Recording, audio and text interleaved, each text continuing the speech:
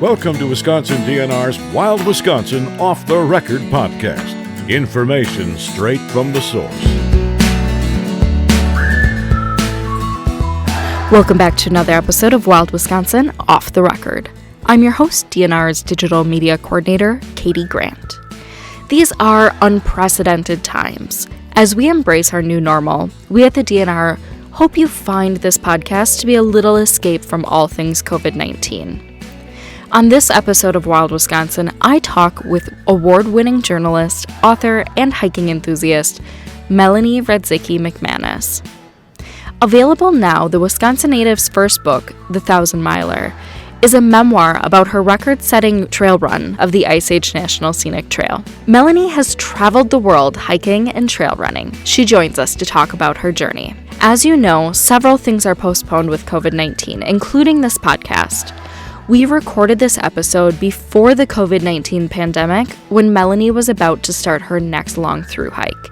You'll hear a bit more about that in this episode, but we wanted you to know that she is back home and safe now. As a friendly reminder, under Governor Evers' Safer at Home order, for those looking to explore the outdoors, we encourage you to stay in your local community and social distance to help slow the spread of COVID-19.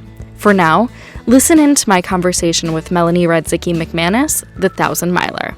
My name is Melanie Radzicki McManus, and I am a freelance writer. Travel is one of my specialties, and I write a lot about hiking in particular, or active travel, but hiking is my super niche spot. Yeah. So we brought you on here today to talk about one of the experiences you've had here in Wisconsin. So back in 2013 and in 2015, you actually ran the Ice Age Trail. Why did you decide that this was something you wanted to do in the first place, and why the Ice Age Trail specifically? Well, it's kind of a longish answer, and it stretches back to, I guess you could say 2009 when I first learned about the Camino in Spain. Okay. It's an ancient pilgrimage trail, and a lot of people were hiking it. So I went over to Spain, and I was just captivated by this long-distance trail and following these yellow blazes through the Spanish countryside. And so I started going back many times, writing many articles. I had an app guidebook on the Camino, and then in 2012, a running friend of mine named Jason Dorgan told me about something called the Ice Age Trail in Wisconsin, and he said, it's a lot like this Camino you love so much, Melanie. So I researched it that night, and I was flabbergasted because here I was a travel writer for, I don't even know at that time, 20-some years. I'd never heard of the Ice Age Trail. When I learned that it was a long-distance hiking trail, twice the length of the Camino, almost 1,200 miles in my own backyard, one of just 11 prestigious National Scenic Trails, I knew I had to explore it. Mm-hmm. And I didn't have too much time to take off of work to explore it. So I thought, well, I want to hike the whole thing and run it, or I want to explore the whole trail. I don't have that much time, but I'm good at running, so I could actually run the trail like my friend Jason did, who had set what's called a fast packing record on the trail in 2007. And I thought, oh, he's the only one that's ever tried to do it, and he's a guy, so I could say I could set the record for women and just have a bunch of fun in the process, write a bunch of stories, learn about the trail, etc. So that's what got me started the first time in 2013, and then I just got so hooked. I was obsessed in a healthy way with the trail and being outside for such a long period of time. And so I decided I wanted to write a book about it. And then that meant I needed to hike it again, or that's what I told my husband. Once wasn't enough. Right. So it's like I had to do it again, opposite direction for the book. There you go. I did it twice. So you wrote a book. Tell us a little bit about the experience of writing the book and I guess what it's called so we can find it. It's called 1,000-Miler, Adventures Hiking the Ice Age Trail. And it's the story, it's a story of the Ice Age Trail. It gives the history. It talks about my experience on the trail. And that's kind of the thread that holds the book together. And as I encounter different hikers along the trail, I weave their stories into the book as well. I also have a chapter devoted to Jason and his fast packing attempt, and another chapter devoted to the first person to through hike the trail who did it back in, I think, like 1979 when I was probably in a disco. Wow. What were your favorite segments of the Ice Age Trail? I'm glad you said favorite segments with an S, because I'm a person who never has one favorite. There are so many wonderful segments in this trail. I like the Chippewa Moraine segment a lot. It's in the northwest portion of the state because it's just kind of a perfect, not too hilly but not flat. The trails are all perfectly groomed. You pass these beautiful lakes. I love the Point Beach section, which is around two rivers, and I had never been to Point Beach State Park, even though it's close to where I grew up in Sheboygan, but that's beautiful pine forest, cushy, I like that, and 2 miles are right on Lake Michigan, which, having grown up in Sheboygan, I just really love Lake Michigan, so that's unique. I love the Lodi and Lodi Marsh segments that are near us here in Madison. There's just so many, and they're all different, which is another thing that's wonderful about the Ice Age Trail. Slinger goes right through Slinger and past this awesome shop selling the best ice cream. I hope that you made a pit stop for some ice cream. I did. Good. It's interesting that on one stretch of trail through one state, there's so much varied terrain and landscape and things to see and things to do and everything like that. Since your experience on the Ice Age Trail, you've explored some other famous trails throughout the world. You mentioned the Camino in Spain. Tell us a bit about some of your other adventures. Maybe what was your favorite? Oh, don't say that word favorite again. Favorites. Yes. I did a hike in Iceland called the Laugavíkur Trail and one in New Zealand, the Tongariro Crossing. And both of those are rated as some of the best hikes in the world.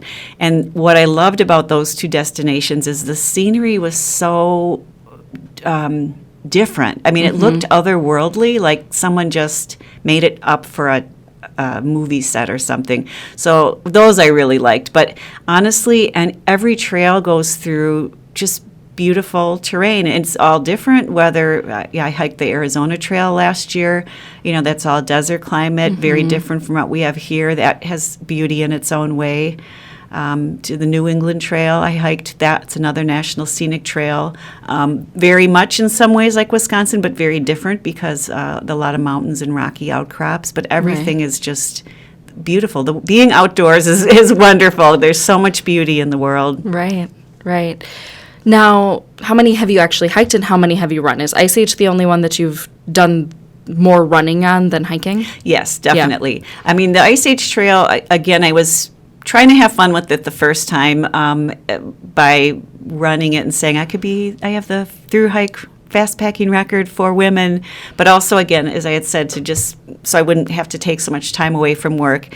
And then I did it again in 2015 because I had a really compressed time frame by the time the book deal came through, and I had some other obligations. But now I'm getting kind of too old for that, so I'm just doing the hiking on these other trails. But I have set a goal of trying to hike all 11 National Scenic Trails before I die. How far are you on that list? I'm going to start number 5 next week. All right. And I've got a 6th that I'm in the process of section hiking. So there's 2 ways you can hike these trails. You can do a through hike, which means you do it all at once, or a section hike where you do it in sections over time. Yeah. So where are you going to explore next? Next week? Yeah. It's a very unusual trail called the Potomac Heritage National Scenic Trail. Most of the other National Scenic Trails are a typical kind of point-to-point trail, but this one is billed by the National Park Service as a braided network of trails. So they're trying to showcase the best scenery and history of the Potomac River. So they've taken a lot of existing trails. For example, there's one called the Mount Vernon Trail that goes from Washington, D.C. out to Mount Vernon. That's its own Mount Vernon Trail, but it's also part of the Potomac Heritage National Scenic Trail. So logistically, it's a little difficult to hike because there's a lot of back and forth, and some of the trails aren't as well marked as some of the others, and they don't have exact mileage counts. So it'll be a little bit of a guessing game as to how long I'm out there. What's the estimate on mileage for that? I've seen everything from, they mostly say 700 to 900, but I've seen one that said as much as 1,100. So. Okay. It'll be a fun adventure. It sure will. What's the craziest experience you've had on the trails? I'm going to tell you two. One didn't quite happen to me. When I was on the Ice Age Trail in 2015, and I had a friend crewing me, which is he would drop me off at the start of the day and then meet me several times during the day to offer food and snacks and water and things like that. And when I met him at one of the trail crossings, he said, "Oh my gosh, there were just 2 nude hikers out here." And I said, "What?" And apparently 2 men have been section hiking the Ice Age Trail, always in the nude. All right. Call that crazy. I don't understand. I was very scratched up all over that day on my arms and legs, and I can't imagine finding it enjoyable to be naked. But so that was crazy. But luckily, I did not see them. But another kind of weird encounter I had, this was on the Superior Hiking Trail up in Minnesota, was I saw a groundhog in the middle of the path. And I thought, oh, cute groundhog, and it didn't run away, which I thought was amazing. So I took my camera out and I took a bunch of pictures. And then as I went to walk, it puffed its fur out and it started snapping these big, long brown teeth at me. And I'm like, oh my gosh, this is crazy. I tried everything for like 20 minutes to get this thing to move. I tried kind of jabbing my trekking pole at it, screaming, blowing my whistle, hiding for a while, coming back out. And it just was right in the middle of that path and did not want me to pass. I actually called my husband because I was kind of sort of on the top of a mountain and said, "Can you Google how to get past a groundhog?" And he's like, "Okay." And the answer was, "Just walk around it." And I said, "I can't just walk around it. I'm afraid it's going to bite me." And then I started thinking maybe it was rabbit because, every other wildlife just runs away from you. So I remember, thank goodness I had some mace that my husband had given me just in case. And so I didn't even know how to work it. I was afraid I'd spray myself. But luckily, I sprayed it and it hit it and it ran away right away. And then I ran by. But that was kind of scary. And then when I think back, it's like, it was a little groundhog, but it had those big teeth. Yeah. I'm sure at the time they looked way scarier than they actually were. I know. Beyond the Ice Age Trail here in Wisconsin, do you have any other favorite trails in the state for running, hiking, exploring? A lot of, in retrospect, looking, now that I know what the Ice Age Trail is, a lot of the trails that I've hiked on and enjoyed happen to be part of the Ice Age Trail. But that being said, like Indian Lake, for example, I go to a lot, mostly because it's close, but I do like it a lot. And there's a section of that's the Ice Age Trail, but many other segments of that are not. I like the trails at Devil's Lake a lot. How can you not like that? Right. I like Lapham Peak quite a bit. And having grown up in Sheboygan, I did a lot of hiking in the northern Kettle Moraine. So those are wonderful trails. So yeah, I would say those are some of my favorites for sure. Yeah, there's lots to explore here. Definitely. For sure. So let's talk a little bit about getting ready for these long hikes. Do you do any sort of cross-training or anything in preparation, and what else is involved in getting ready for one? I don't usually train for a big hike per se, but that's only because I'm a very active person. I like being outside and I like working out. So I'm normally doing some kind of workout 6 days a week, and that includes not just, say, running or elliptical, but also exercise like push-ups and things like that. So I have a good base, which I'm fortunate. But then if you're getting ready for any adventure, whether it's hiking for several weeks or just for a day or two, you have to pay attention to the terrain, make sure you have appropriate clothing, always have water, snacks, a phone or something for emergencies, whistles, a little bit of first aid supplies on you, that type of thing. And it's always good, no matter how safe a trail is or how urban it is, just to let somebody know where you're going to be.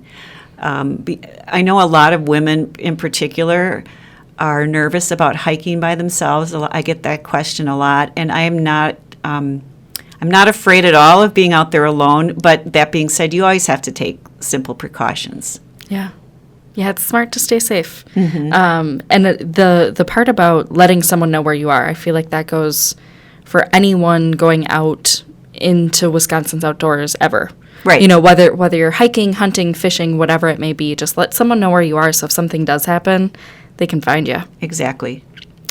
When you are out on the trail, what are some of your favorite go-to snacks to stay fueled, other than ice cream? I have eaten a lot of ice cream along the Ice Age Trail, so if anyone wants to ever know where the best spots are, they can call me. It's interesting. I started out doing all like energy bar things, mostly because I was going to be running and I thought my stomach can't handle anything more. But what I've learned over time is not that energy bars aren't real food, but real food tastes real good. So I started doing more packing regular sandwiches, and I still have some energy bars and things like that. But dried fruit is good, nuts are good. Some candy's good, especially if you're going all day. You do need some calories, so it's nice to have a big candy bar that I don't normally let myself eat. Yeah. Do you prefer to listen to any music or podcasts or anything, or just be out there in nature, enjoy the sounds? Mostly I like to be out in nature and enjoy the sounds. I love the sounds of the wind going through the different tree branches and all the different noises branches can make. You wouldn't believe it. Everything from like an old door, big wooden door creaking open in a haunted house or something, to some that sound like a boat rubbing against a dock or something. That being said, especially if I'm on a long distance hike where I may be hiking for 8 or 10 hours a day, toward the end when I start getting tired, I need music or podcast or something to kind of distract me. So that's when I switch to that. Okay. Keep you going. Right. So in some of your recaps of hiking, running the Ice Age Trail, you mentioned that you did it kind of in September because you don't like the heat, and then of course it ended up being a super hot September anyway. Do you get out on the trails in the winter? I do. Yes, I like to snowshoe. That's actually my trail name now, Snowshoe. And there's great snowshoeing on a lot of the trails all over the state. And that's a great activity. I'm trying to get more people into it because so many people say, oh, it's winter, snow, it's cold. But unless you're talking, 0 or below 0, you generate heat when you're out there snowshoeing, and it's so beautiful when you get into some of the woods where they're just, the snow is so deep and it's so quiet and just it's so beautiful out there. Yeah. And cross-country skiing is nice too. And then sometimes when we don't have that much snow, we'll just hike on the trails in our boots. Right. And just it helps to have, if you're doing that, some kind of traction device like yak tracks or ice cleats or something, because it can get icy. Right, yeah. Do you have any tips for other cold weather gear that you love or have to have? Well, I'm a big fan of trekking poles year-round. They're useful for so many ways, not just balance or taking weight off your knees. You can see how deep water is in the summer. In the winter, you can see if the ice is thick, how solid the ice is. In the summer, they keep your arms parallel to the ground, which means you don't get really swollen fingers. So I love that's like my little secret tip. Yeah. I just discovered that by using them, but they come in handy didn't help with the groundhog, but for other wildlife, if you need to kind of draw yourself up large or just look scary, trekking poles can help for that. Yeah. And hydration, I'm just going to mention too, because we were talking about year-round, but a lot of people think if it's winter, you don't need water, you don't need as much water, and you definitely need water, and sometimes you need more water, and you need to remember to drink your water, because I'm bad about that too. I'll take all this water in the winter, and then sometimes it's like, I'm not thinking to drink it, but it's really important to do that to stay hydrated. For sure. What advice would you give to someone who's interested in maybe running the Ice Age Trail for the first time or doing a long through hike kind of a thing? Any tips for beginners? Well, if you're going to do something like running, make sure you have a big a deep base for running. I had been running for decades before I started that and did long runs on the weekends and things like that. And if you want to thinking of a long through hike and you're maybe haven't hiked that much, just make sure you start getting out on the trails and getting yourself used to it and building up slowly.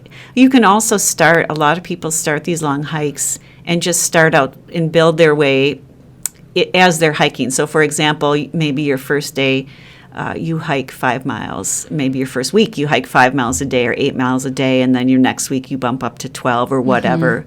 It's always good to start slowly and do some research so you know what you're going to get into. What I didn't know when I started the Ice Age Trail, despite 9 months of research, I didn't realize that that trail and many of our others are maintained by volunteers. And what that means is people like you and I go out in their free time and they trim back the trail amongst other things or put fresh markings. But it's all, people can't be out there keeping the trail in perfect condition every minute of every day. All I had in my head was, it's a National Scenic Trail and there's only 11. And I was picturing some like Disney-esque type of path where, there'd be no weeds or rocks or roots, and it would be just, perfectly mowed. And when I got out there, there were some sections that were pretty overgrown because volunteers just hadn't gotten there yet. And so you have to be prepared for that. If you're going to, most trails have some kind of organization or place where you can find out information, where you can call locally and just say, what's the trail like? So if you don't want to be in a situation of wading through knee-high brush or something, just call and say, what's this is where I want to hike, what's it like right now? And someone will be able to tell you. Or if you like the adventure, go for it anyway. Yes, be surprised by what you'll encounter. Yeah. Anything else that you want us to know about your adventures, your experience, things that people should know before they get into this? 2 things. First of all, get out on the Ice Age Trail in Wisconsin and start exploring. You will be blown away by the beauty. I thought I had seen so much of the state just from whether it's driving in the car or times when I've hiked or biked or ran through different parks, but the trail takes you to so many places you just wouldn't normally stop, and you would not believe how beautiful it is. And then also I would say, please, people, get outside and move. There's so many studies that show being out in nature is healthy for you, and especially there's a link between walking and being in nature. And I'm here to tell you it's absolutely true. I cannot believe how therapeutic it was to be out there day after day in nature. All the stress and anxiety levels go way down, and it's just wonderful. So whether you can spare an hour, a day, 3 days, just do it. You'll love it. Are you feeling inspired to find your next adventure here in Wisconsin? Curious about how many trails we have, or maybe wondering all the ways they can be used? To answer those questions and more, we talked with DNR's Section Chief for Recreation Management in the Bureau of Parks and Recreation. My name is Bridget Brown, and I am a Section Chief for Recreation Management in the Bureau of Parks and Recreation in the Division of Fish, Wildlife, and Parks. Prior to that, I was the State Trails Coordinator for about 15 years. We brought you in to talk about our trails today because we have a lot of them, and they're pretty awesome. And it turns out that it's not just a simple question of how many we have. Why don't you tell us a little bit about what it is that we have here in Wisconsin for trails? Yeah, well, we have a really rich history of trails here in Wisconsin. Everything from the first rail-to-trail conversion in the Elroy-Sparta State Trail to the Ice Age Trail and the North Country Trail to National Scenic Trails. The Ice Age Trail is one of the only National Scenic Trails that is contained entirely in one state. And the Ice Age Trail also has the distinction of being Wisconsin's only state scenic trail, a special designation that it has in state law. What does scenic trail mean for it? Oh, that's a good question. Well, it sounds really nice, so that's one thing. But essentially, it's a designation that was given at a federal level. So it is a National Scenic Trail. There are also National Historic Trails. To me, I think, although a lot of the National Historic Trails are things like Natchez Trace, Trail of Tears, those kinds of trails that have a really rich cultural history, the Ice Age Trail is really special because it really commemorates geology and the Ice Age formations that are so abundant here in Wisconsin. So it's scenic in that, you get to see a lot of the beauty of Wisconsin and a lot of our geologic Ice Age history, but also just Wisconsin's beauty. What can you do on state trails in Wisconsin? Oh, wow, that's a great question. So we have all kinds of opportunities on state trails in Wisconsin, everything from walking and snowshoeing and skiing to more motorized pursuits and opportunities like off-highway motorcycling, which is a fairly new program here in Wisconsin, snowmobiling, ATVing, UTVing. UTVs are kind of the souped-up golf cart-looking type devices that are treated very similar to all-terrain vehicles or ATVs here in Wisconsin. We also have a lot of equestrian trails. We have a lot of diversity in the kinds of pursuits that people enjoy here in Wisconsin on trails. So even among bicycling, there are a lot of different kinds of trails. So what we've done here at DNR is divided those into some different categories so people have a better idea of the kind of experience they can expect and maybe even the kind of equipment they might want to have with them. So we have bicycle touring trails, which are, sort of the easier trails like our paved trails, a lot of our limestone surface trails on former railroad beds. They're generally appropriate for all levels of cycling ability and bikes with pretty skinny tires. Then we have off-road bicycle trails, and those are a little bit more intermediate level trails, often in the woods, and they have a variety of surfacing from just native soil to wood chips. They're, maybe more appropriate for folks with a little bit more experience and who are looking for a little bit more of an adventure in the woods. They're appropriate for, hybrid type bikes or mountain bikes as well. Then we also have constructed mountain bike trails. These are trails that are really purpose-built for bicycling in a challenging way. They're a more narrow width, usually about 18 to 24 inches in width, and they're built to pretty specific standards for mountain biking. That's not to say, though, that other uses don't really enjoy them. We have a lot of other folks, whether they be pedestrians, hikers, runners, walkers, who enjoy that kind of trail as well. Snowshoers, we find, also really often enjoy those more narrow, kind of intimate trails that our constructed mountain bike trails offer. Yeah, so some of these are kind of multi-use, you can bike them, you can run them, you can hike them. Some of them are more specialized where, maybe you can only snowmobile on them or only cross-country ski on them at different times of year. Yeah, that's a really good point. All of our trails are open to people walking and those basic pedestrian uses, with the exception of our groomed cross-country ski trails. We don't want people walking on those, and so we have what's called administrative code that says essentially when one of our trails is groomed, don't hike on it, don't allow your dog on it, because we want to preserve that really specific experience of those tracks for the cross-country skiers. But yeah, we have a whole variety of trails that are open to a lot of different uses. And I think a good way maybe to think about it is that trails will have multiple uses that are allowed uses. So you can do bicycling, you can do ATVing, you can walk on a trail.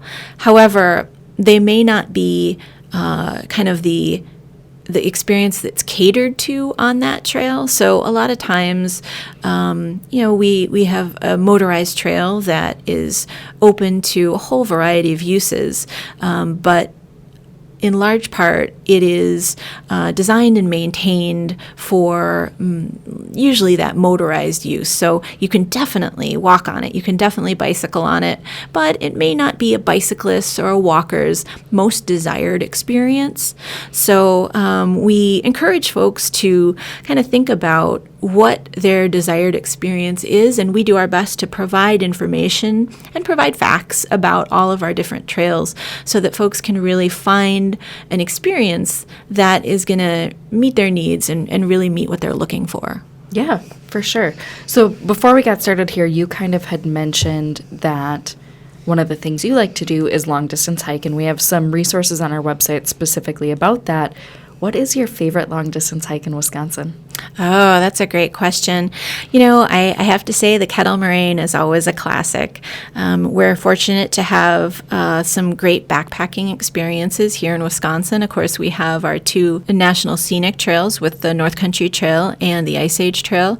And what we've done is we've provided online, if you look up on our website and type in backpacking, we have some kind of sample experiences for folks. And, they can say, hey, I'm new to this backpacking thing. Maybe I just want to try one night.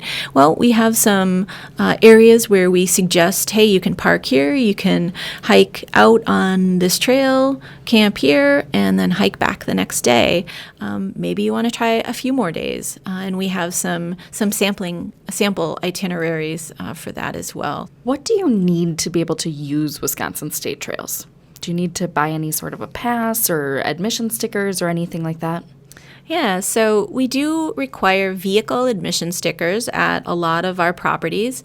So once you get into the property, if it does require that vehicle admission sticker, then we also have some trails that require a state trail pass.